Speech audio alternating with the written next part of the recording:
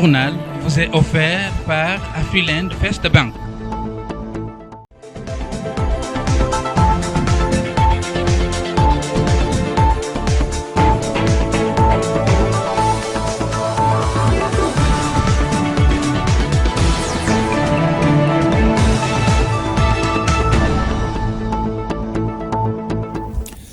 Bienvenue à cette édition du journal, mesdames et messieurs.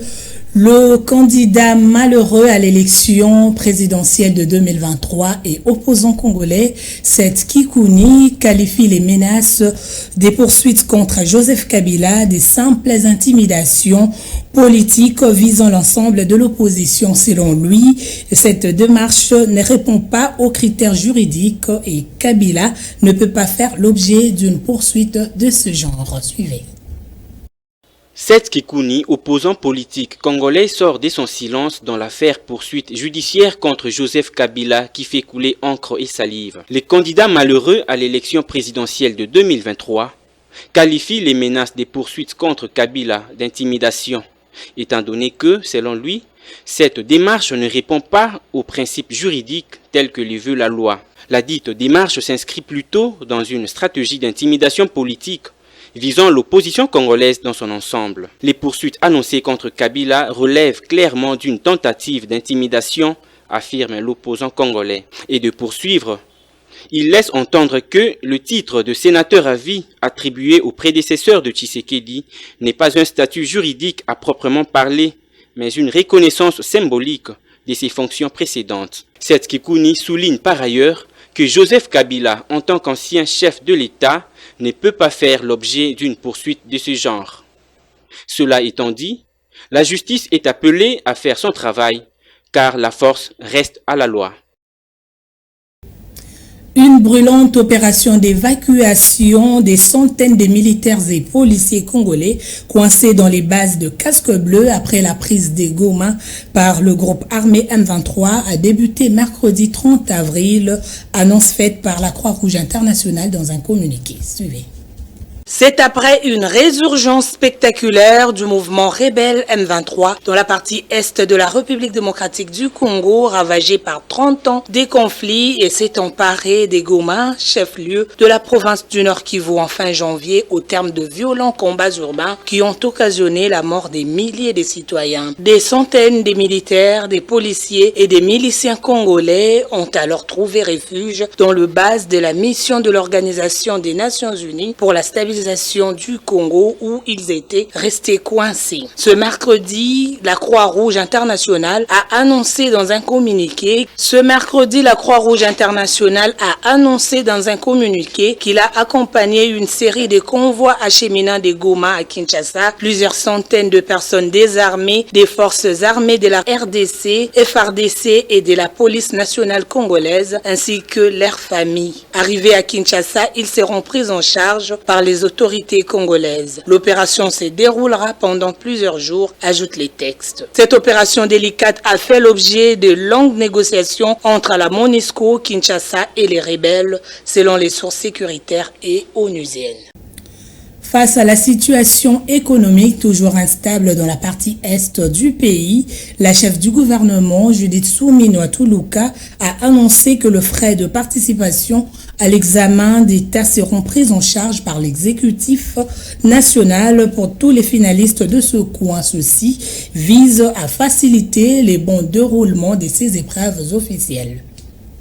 À l'approche des épreuves des examens d'État en République démocratique du Congo et face à la situation sécuritaire toujours préoccupante dans les provinces du Nord et Sud Kivu, le gouvernement congolais a décidé de prendre en charge des frais de participation aux examens d'État pour l'édition 2024-2025. Une mesure annoncée par la première ministre qui soulage de nombreuses familles dans l'Est du pays.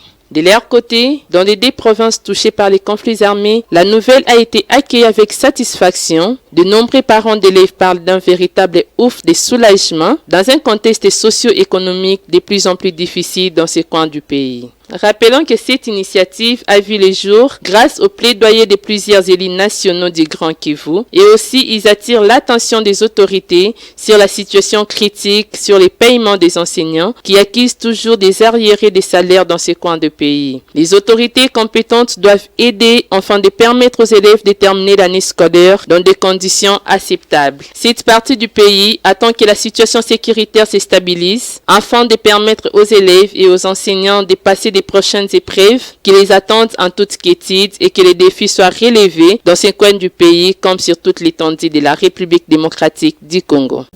En société, il faut savoir que le 3 mai de chaque année, le monde entier célèbre la journée mondiale de la liberté de la presse. Le thème choisi pour cette année, l'impact de l'intelligence artificielle sur la liberté de la presse. Gustave Mpinganyai nous en dit plus. À l'approche de la journée mondiale de la liberté de la presse, 3 mai, qui sera consacrée cette année à l'impact de l'intelligence artificielle sur la liberté de la presse et les médias, la rapporteuse permanente adjointe du Congrès des pouvoirs locaux et régionaux sur les droits humains, Mélanie Lepoultier, a appelé les autorités à maximiser davantage et à traiter le risque lié à l'utilisation de l'intelligence artificielle pour les médias locaux et régionaux. À l'ère où les médias locaux et régionaux sont en déclin en raison de l'essor de réseaux sociaux et des plateformes médiatiques mondiales, l'intelligence artificielle peut être précieuse pour le journalisme d'investigation et la création de contenu attrayant, y compris pour les médias locaux et régionaux. Elle peut également libérer du temps pour les journalistes afin qu'ils se consacrent à des reportages originaux et d'investigation, a déclaré Madame Lepoultier. Néanmoins, la transformation numérique de médias locaux et régionaux restent confrontés à des défis. Parmi ceux-ci, le fait que les contenus générés par l'intelligence artificielle peuvent être trompeurs, diffuser de la désinformation et nuire à la confiance dans les journalismes locaux. Les médias locaux et régionaux disposent également de ressources limitées pour donner leur personnel et leurs journalistes à la meilleure utilisation de l'intelligence artificielle et les autres nouvelles technologies. Cela a un impact direct sur les capacités à prospérer dans les nouveaux environnements numériques et à garantir la qualité des contenus de médias locaux modernes. Certaines de ces questions, parmi d'autres, ont été abordées dans un rapport du Congrès qui a constaté que le déclin de médias locaux a des effets dévastateurs sur la liberté de la presse, le pluralisme et la diversité. À l'occasion de cette journée mondiale de la liberté de la presse, l'appel est lancé aux gouvernements locaux, régionaux et nationaux à jouer leur rôle pour garantir la protection et le soutien dont les médias locaux et régionaux ont besoin, notamment en utilisant au mieux le système d'intelligence artificielle qui aide les collectivités locales à accéder aux informations de qualité dont elles ont besoin en tant qu'élément essentiel des collectivités locales et des démocraties. Dans le cadre de son vaste programme de lutte contre l'occupation anarchique des espaces publics, le gouvernement provincial de Kinshasa a lancé les travaux de démolition. Les paroles sont liées aux actes. À la gare de Kintambo, signalons que ces travaux sont dans le cadre de lutte contre les embouteillages et améliorer la mobilité urbaine. Le gouvernement provincial de Kinshasa a lancé le week-end dernier une opération de démolition des constructions anarchiques érigées sur le site de la gare de Kintambo. Cette initiative s'inscrit dans le cadre de la lutte contre le parking sauvage des entreprises publiques, souvent utilisées comme arrêt pour taxis et bus. Ces travaux s'inscrivent dans la politique du gouverneur Daniel Bumba visant à améliorer la mobilité urbaine et réduire les embouteillages récus à Kinshasa. Par ailleurs, la gare de Kintambo est également appelée à jouer un rôle dans la relance du transport ferroviaire urbain en lien avec la priorité du gouvernement provincial. À travers cette action, le gouvernement provincial confirme sa détermination à rendre Kinshasa plus fluide, plus propre et mieux organisé, conformément aux engagements du gouverneur Daniel Bumba. En santé, il faut savoir que l'automédication est un phénomène devenu fréquent dans la société congolaise, offrant à tout le monde la capacité de se rendre dans une pharmacie sans prescription médicale. Cette pratique révèle beaucoup d'inconvénients, notamment la santé de la population. Gloria Nkunda nous en parle. L'automédication n'est rien d'autre que le fait de consommer les médicaments sans la consultation médicale ni l'avis d'un médecin. Moins encore les conseils d'un pharmacien. Tout le monde peut désormais se procurer d'un médicament sans ordonnance sous prétexte de détecter les maux dont il souffre. Il convient de noter que cette pratique peut causer des conséquences néfastes pour la santé dans la mesure où des produits pharmaceutiques constituent non seulement un remède pour l'être humain, mais également un poison toxique dans l'organisme en cas de mauvais usage et des prises excessives sans tenir compte du dosage exigé selon le poids ou l'âge de la personne. Fort de constater que dans certains foyers, l'automédication prend une allure sans précédent, oubliant que cela peut occasionner d'autres anomalies pouvant conduire même à la mort. De ce point de vue, il est donc souhaitable de consulter un médecin quand il le faut en cas d'un malaise ou d'autres désagréments ressentis. Car la santé n'a pas de prix, dit-on. Protégeons-nous et protégeons ceux qui nous entourent. Un homme averti en vaut. Dans le cadre de play-off de la Ligue nationale de football qui continue son bonhomme de chemin, à l'étape actuelle, ce sont les Aigles du Congo qui tiennent la tête du classement après leur victoire sur le tout-puissant Mazembe. Suivez le détail dans cet élément.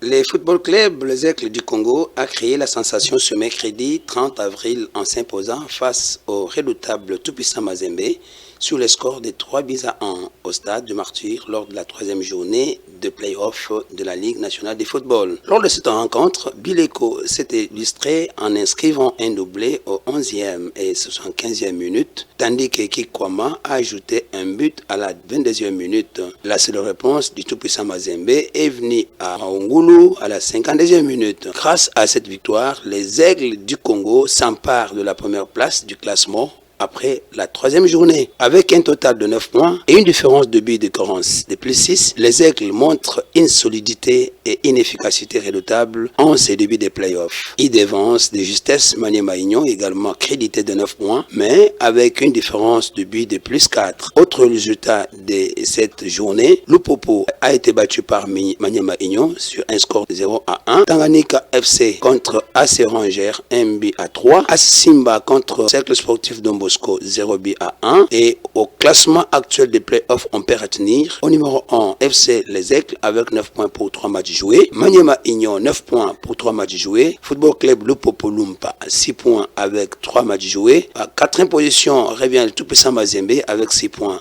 pour 3 matchs joués et l'Athletic Club Rangers de Kinshasa revient à la 5e position avec 4 points pour 3 matchs joués, tandis que le Daring Club Motema Pembe a ne fût que 3 petits points pour 2 matchs joués et occupe la 6e place. Le Don Bosco de Katanga, 7e place avec 3 points et 3 matchs joués. Vita Club, 3 points à la 8e place avec 3 matchs joués. Asimba, 1 point seulement pour un match joué à la 9e position. Dans Sangabalende de Mujimai occupe la 10e place avec 0 points pour un match joué. 11e place Tanganyika Football Club, 0 points, 3 matchs joués. Et 12e place enfin Ange Vert, 0 points et 2 matchs joués. Pour le Samouraï.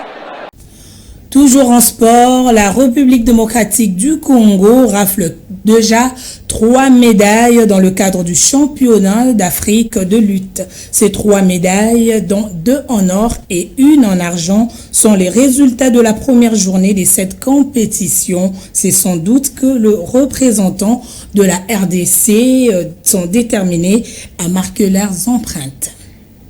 Le mardi 29 avril 2025, les lutteurs congolais U17 ont réalisé une entrée en lice remarquable au championnat d'Afrique de lutte catégorie cadet style gréco-romain à Casablanca au Maroc en remportant 3 médailles, 2 en or et 1 en argent. La première consécration pour la RDC est venue de Noëlla Mandundu dans la catégorie de moins de 57 kg féminin. Il a livré une performance dominante en finale face à la Kenyane Wafula, décrochant ainsi la médaille d'or. Dans la catégorie de moins de 65 kg, Diwa Mantou a également illuminé la journée en s'adjudgeant la médaille d'or face à l'Algérien Admant Edine de Chad. Enfin, Konga Michael a complété les tableaux de médailles pour la République démocratique du Congo en atteignant la finale de la catégorie de moins de 11 kg malgré une défaite face à l'Algérien Firas Amata. Il a remporté ainsi la médaille d'argent. Il est à noter que les lutteurs congolais U17 sont attendus sur le tapis ce mercredi prochain. C'est par ici que nous mettons un point final à cette édition du journal. Merci à votre attention soutenue. Restez branchés sur nos programmes. Au revoir.